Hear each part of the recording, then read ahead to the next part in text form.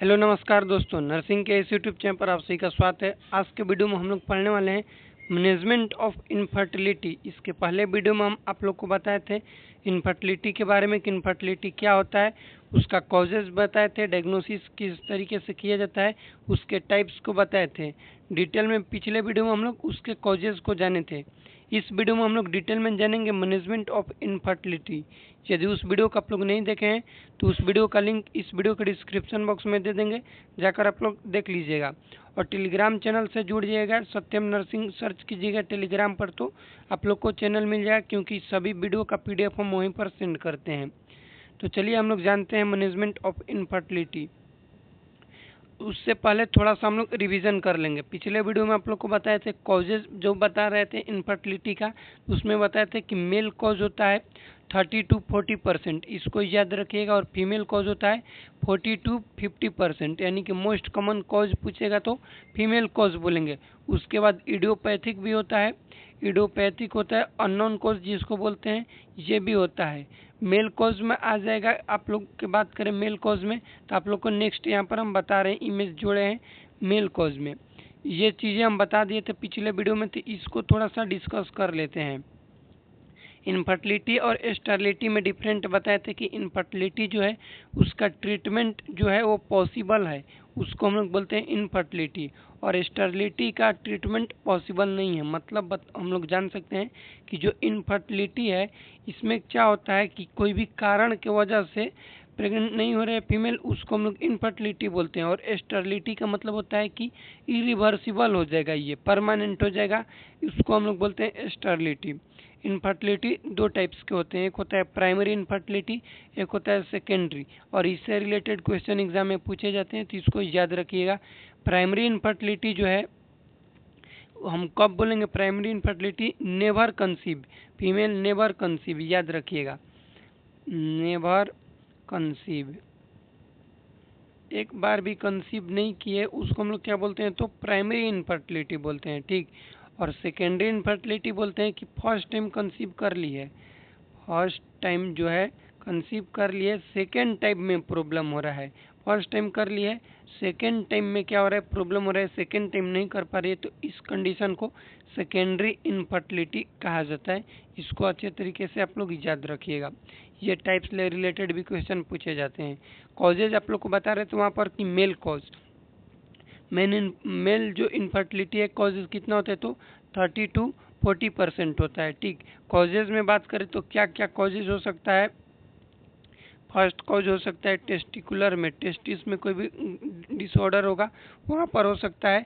Second cause हो जाएगा duct में कोई भी डिसऑर्डर हो जाएगा, सेमाइनल वेसिकल जो डक्ट है, इजैकुलेटरी डक्ट है, उसमें होगा तो। थर्ड नंबर होगा पेनिस में कोई भी दिक्कत होगा तो। और फोर्थ नंबर की स्पर्म में कोई भी दिक्कत होगा। अब बात करें हम लोग की टेस्टिस में क्या क्या दिक्कत हो सकता है, तो कंजेनाइटल डिसऑर्डर हो सकता है, क्रोमोसोमल डिसऑर्डर हो सकता है, टेराटोजेनिक हो सकता है, थर्मल की वजह से मतलब कि गर्मी की वजह से, या फिर कोई भी इंजरी होगा तो। जैसे एक डिसऑर्डर आता है क्रिप्टोकार्डिज्म, अनडिसेंट टेस्टिस को बोला जाता है क्रिप्टोकार्डिज्म, वो भी लीड कर सकता है क्या चीज़? तो वो जो क्रिप्टोकार्डिज्म है वो कंडीशन लीड कर सकता है इनफर्टिलिटी। अब बात करें डक्ट में, तो डक्ट में हो सकता है एक आता है कि उसका नाम याद रखिएगा, congenital bilateral absence of vas deferens, इसको याद रखिएगा, कंजेनाइटल बाइलेटरल अब्सेंट ऑफ वास डिफरेंट। यहाँ पर जो वास डिफरेंस है ये बाइलेटरल क्या हो जाएगा? अब्सेंट हो जाएगा, कंजेनाइटल ही। तो इस पेनिस और टेस्टिस के बीच में कोई भी कनेक्शन डायरेक्ट नहीं रहेगा, जिसके वजह से इनफर्टिलिटी का कारण देखने को मिल सकता है। लेकिन ये सब ट्रीटेबल है, इस सब चीज़ को, ये सभी कंडीशन को ट्रीट किया जा सकता है। थर्ड कॉज है पेनिस, पेनिस में क्या हो सकता है? तो प्रीमेच्योर इजैकुलेशन हो सकता है, या फिर इरेक्टाइल डिस्फंक्शन हो सकता है। प्रीमेच्योर इजैकुलेशन का मतलब होता है कि समय से पहले ही जो सीमेन है उसका इजेकुलेट हो जाना, बाहर निकल जाना, उसको बोलते हैं प्रीमेच्योर इजेकुलेशन। और इरेक्टाइल डिस्फंक्शन का मतलब होता है कि पेनिस जो है साइज में अपना इनलार्ज नहीं होगा, इस कंडीशन को बोला जाता है इरेक्टाइल डिस्फंक्शन। पेनाइल कॉज हो सकता है। और लास्ट कॉजेज है सीमेन कॉज, जो है सीमेन प्रॉब्लम। अब सीमेन प्रॉब्लम में बहुत सारा चीज़ आता है, आप लोग को हम बताए भी थे पिछले वाले वीडियो में, जैसे एजियोस्पर्मिया, एजू स्पर्मिया बताए थे, ए स्पर्मिया बताए थे, ए स्पर्मिया बताए थे, टेराटोजू स्पर्मिया बताए थे, एस्थेनोजू स्पर्मिया बताए थे, वो सभी चीज़ें बताए थे।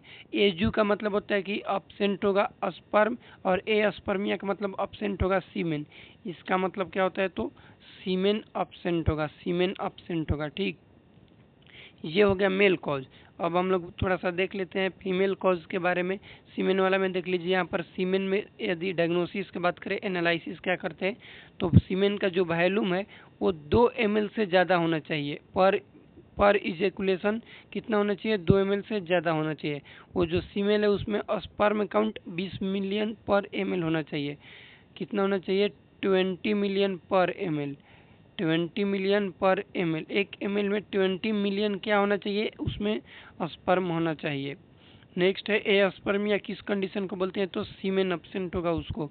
एजू स्पर्मिया बोलते हैं स्पर्म होगा। तो ये सब चीज़ हम बता चुके हैं, इसलिए इसका इमेज जोड़े हैं ताकि आप लोग का रिवीजन हो जाए। स्टेनोजू स्पर्मिया का मतलब होता है कि नॉन मोर्टाइल या फिर इमोर्टाइल जो है स्पर्म, उसको हम लोग बोलते हैं स्टेनोजू स्पर्मिया। अब फीमेल इनफर्टिलिटी के कॉज के बारे में बात करें तो वही है कि ओवेरियन कॉज जो कि मोस्ट कॉमन होता है, और क्वेश्चन पूछा जाए कि most common cause female infertility का क्या होता है, तो पीसीओएस, पॉलीसिस्टिक ओवेरियन सिंड्रोम, या फिर डिजीज, पीसीओडी भी बोलते हैं, पीसीओडी। ये मोस्ट कॉमन कॉज होता है फीमेल इनफर्टिलिटी का। ये क्वेश्चन एग्जाम में पूछे जाते हैं, तो इसको आप लोग याद रखिएगा।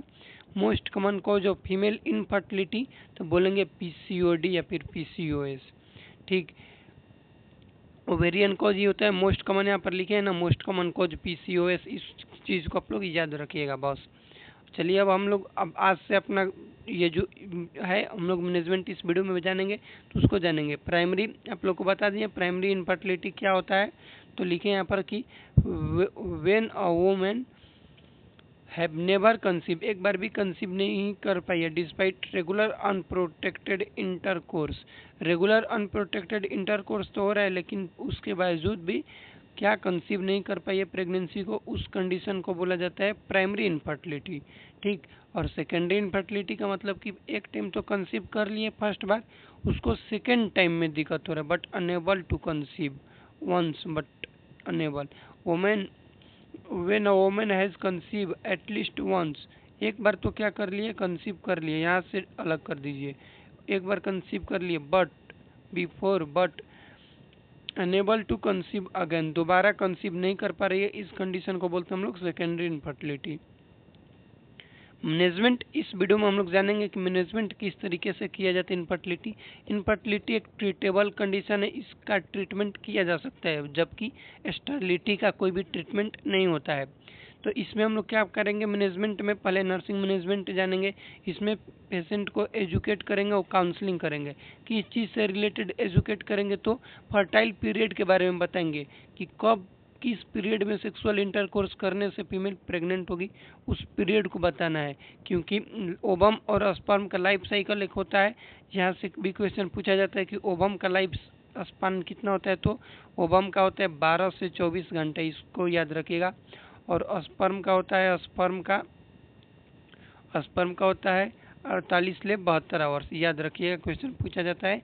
ओवम का कितना होता है, तो 12 से 24 घंटा, जबकि स्पर्म का होता है 48 से 72 घंटा। नेक्स्ट है साइकोलॉजिकल सपोर्ट। साइकोलॉजिकल सपोर्ट क्यों देंगे, क्योंकि जो इनफर्टिलिटी है बहुत ज़्यादा दिन तक फीमेल में रहेगा, तो उसको कॉज कर देगा एंजाइटी, डिप्रेशन, उसको खुद के ऊपर गिल्ट होगा। मेल हो या फिर फीमेल, दोनों को किसी एक पर्सन को है तो उसको गिल्ट फील होगा, तो उसको हम लोग काउंसलिंग करेंगे, इमोशनल सपोर्ट देंगे। हेल्दी लाइफ स्टाइल के बारे में बताएंगे कि जो बैलेंस डाइट लेना है, प्रॉपर डाइट लेना है, ज़्यादा जंक फूड नहीं खाना है। टीट इन्फेक्शन, मेल कॉज में होता है ओर्चाइटिस। ओर्चाइटिस का मतलब होता है इन्फ्लेमेशन हो जाएगा टेस्टिस में, इस कंडीशन का बोलते हैं ओर्चाइटिस। और ओर्चाइटिस आगे चल के लीड कर सकता है इनफर्टिलिटी, यानी कि टेस्टिस में इन्फ्लेमेशन है तो मेल कॉज बन सकता है इनफर्टिलिटी का, तो उसको ट्रीटमेंट करेंगे। ठीक, टाइमिंग ऑफ इंटरकोर्स का टाइमिंग बताएंगे। रेगुलर इंटरकोर्स करना है, इनकरेज करेंगे रेगुलर इंटरकोर्स के 3 से 4 बार करना है। कब, हर एक वीक में, पर वीक में करना है, स्पेशली ड्यूरिंग ओवुलेशन, ओवुलेशन के टाइम पर करना है। अब ओवुलेशन होगा तो पता कैसे चलेगा कि फीमेल का ओवुलेशन है, तो उसमें उसका बॉडी टेम्परेचर इंक्रीज हो जाएगा। इंक्रीज क्या हो जाएगा, फीमेल का बॉडी टेम्परेचर कितना इंक्रीज होता है, तो 0.5 डिग्री सेल्सियस या फिर 1 डिग्री फ़ारेनहाइट उसका बॉडी टेम्परेचर इंक्रीज होता है, इसको याद रखिएगा। एक होता है, क्वेश्चन पूछा जाता है मिडलैंड मर्ज क्या होता है, यहीं पर लिख लीजिएगा मिडलैंड मर्ज। मिडलैंड मर्ज होता है पेनफुल ओवुलेशन कंडीशन को बोलते हैं मिडलैंड मर्ज, याद रखिएगा। मिडलैंड मर्ज साइन क्या होता है, तो पेन ड्यूरिंग ओवुलेशन, जिस दिन फीमेल का ओवुलेशन होगा उस दिन उसको सीवियर पेन होगा, एब्डोमिनल पेन होगा, बैकएक होगा, तो उस कंडीशन को बोलते हैं मिडलैंड मर्ज, याद रखिएगा। ये भी क्वेश्चन पूछा जाता है।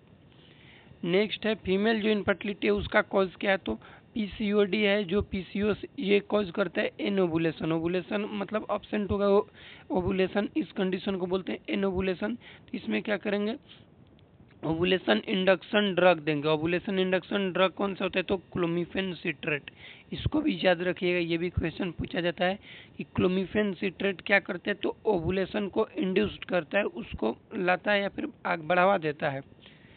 नेक्स्ट है luteal phase defect. Luteal phase defect hormonal imbalance है, तो उसमें क्या करेंगे, प्रोजेस्टेरॉन जो हार्मोन है उसका सप्लीमेंटेशन देंगे, लेकिन कब देंगे, आफ्टर ओवुलेशन देना, इसको भी आप लोग याद रखिएगा। इंडोक्राइन का डिसऑर्डर, मेनली इंडोक्राइन कौन सा गड़बड़ी करता है इनफर्टिलिटी में, तो थायराइड ग्लैंड से थायरोक्सिन रिप्लेसमेंट करेंगे। हाइपोथायरॉयडिज्म जो है या फिर हाइपरथायरॉयडिज्म, इसका मैनेजमेंट करेंगे। थायराइड ग्लैंड इनफर्टिलिटी या फिर इसमें इसका कॉज बनता है इनफर्टिलिटी का थायराइड ग्लैंड, हाइपो या फिर हाइपरथायरॉयडिज्म दोनों कॉज कर सकता है, इसको याद रखिएगा। फीमेल इनफर्टिलिटी का ट्रीटमेंट में 3 चीज याद रखना है। पीसीओडी है तो ओवुलेशन नहीं होगा, तो ओवुलेशन के लिए ड्रग देंगे clomiphene citrate. Luteal phase defect है तो उसमें क्या करेंगे हम लोग, प्रोजेस्टेरॉन सप्लीमेंटेशन देंगे, लेकिन आफ्टर ओवुलेशन देंगे। इंडोक्राइन का डिसऑर्डर है तो हाइपो या फिर हाइपरथायरॉयडिज्म की वजह से होगा, तो इसमें थायरोक्सिन रिप्लेसमेंट करेंगे और इसको ट्रीट करेंगे। नेक्स्ट है मेल इनफर्टिलिटी का क्या क्या कारण हो सकते हैं, तो हाइपोगोनाडिज्म। हाइपोगोनाडिज्म में क्या हो जाएगा कि मेल का जो हार्मोन होता है स्पेशली टेस्टोस्टेरोन, यदि वो कम है तो उसकी वजह से नहीं होगा, तो टेस्टोस्टेरोन क्या करेंगे, ये जो हार्मोन है इसका रिप्लेसमेंट करेंगे गोनाडोट्रोपिन थेरेपी देकर। इन्फेक्शन है तो एंटीबायोटिक देंगे।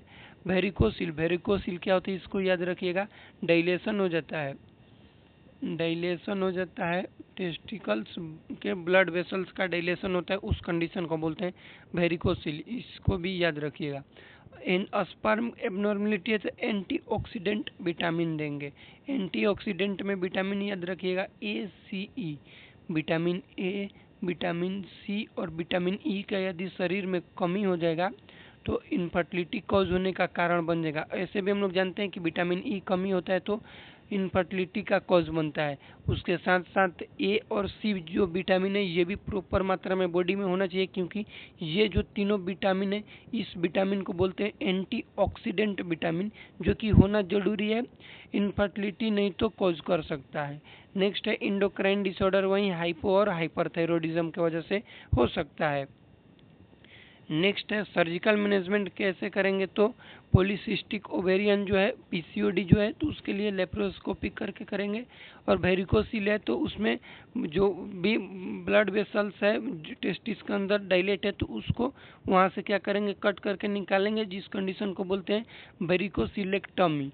इस कंडीशन को याद रखिएगा। वेरिकोसिल मेल में होता है, मेल के टेस्टिस में होता है, डायलेशन हो जाता है ब्लड वेसल्स का, तो उसको कट करके निकालते हैं, उसको बोलते हैं वेरिकोसिलेक्टमी। इस कंडीशन को याद रखिएगा। एक ये पूछा जाता है एआरटी क्या होता है, assist reproductive technique. Assist reproductive technique female infertility का जो कॉज है फीमेल इनफर्टिलिटी, उसके लिए बहुत ज़्यादा हेल्प में होता है। इसमें बहुत सारे टेक्निक आते हैं। असिस्ट का मतलब कि अपने हम लोग करते हैं, खुद से करते हैं। रिप्रोडक्टिव मतलब कि रिप्रोडक्शन करते हैं। टेक्निक क्यों है, क्योंकि एक तरीका अपनाया जा रहा है, आजमाया जा रहा है, जिसका फुल फॉर्म होता है एआरटी। एआरटी में फर्स्ट नंबर है आईयूआई। आईयूआई का फुल फॉर्म लिख लीजिएगा, इंट्रायूट्राइन इंसेमिनेशन। इंट्रायूट्राइन इंसेमिनेशन में क्या होता है कि इंजेक्शन ऑफ वास्ड स्पर्म, जो स्पर्म है उसका इंजेक्शन डायरेक्टली मदर के यूट्रस में डालकर डाला जाता है और फर्टिलाइजेशन के लिए वहां पर छोड़ दिया जाता है ओवुलेशन टाइम में। इस कंडीशन को बोलते हैं इंट्रायूट्राइन इंसेमिनेशन। ये इमेज आप लोग देख सकते हैं। ये इमेज किस चीज़ का है, तो एक सिरिंज है, सिरिंज में स्पर्म को लिया गया और मदर्स के यूट्राइन कैविटी में यहाँ से इंसर्ट करके पाइप के द्वारा और यहाँ पर स्पर्म को डाला जा रहा है, ठीक, ताकि फर्टिलाइजेशन हो डायरेक्ट। इस कंडीशन को बोलते हैं इंट्रायूट्राइन इंसेमिनेशन, इसको याद रखिएगा। नेक्स्ट है आईवीएफ। आईवीएफ ये प्रचलित है बहुत ज़्यादा, जिसको बोलते हैं इन विट्रो फर्टिलाइजेशन।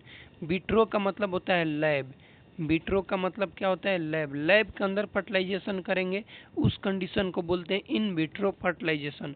इस कंडीशन में क्या किया जाता है, मदर का ओवम लेंगे, कलेक्ट करेंगे और उसका जो फादर है उसका स्पर्म को लेकर के लैब के अंदर फर्टिलाइजेशन करेंगे। इस कंडीशन को बोलते हैं आईवीएफ। ये याद रखिएगा, ये मोस्ट कॉमन यूज में होता है। ये भी पूछा जाए यदि कि इनफर्टिलिटी के दौरान मोस्ट कॉमन सर्जिकल ट्रीटमेंट में कौन सा अपनाया जाता है, तो आईवीएफ थेरेपी अपनाया जाता है, याद रखिएगा।